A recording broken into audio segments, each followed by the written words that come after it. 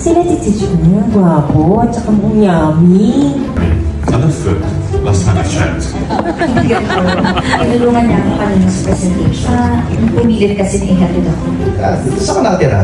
May valid ID ka ba? NBI, police clearance. Kondang, ano ba yan, Miguel? Ano ba nakakasiguro na mapagkakatiwalaan yan?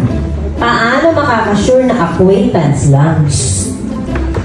I'm not a bad person. Mapagkatiwalaan ako. Wow, Nats. Wow, you also know how to speak Tagalog, ah. Okay lang. It's difficult, but I can understand some of the words. I've been living here in the Philippines for almost 9 years already. So I should claim that Jugong Pionina ako. Kung talagang may dugong Pinoy ka, dapat marunong ka makisama. Okay mo to? Miguel! Don't mind him, he's just drunk.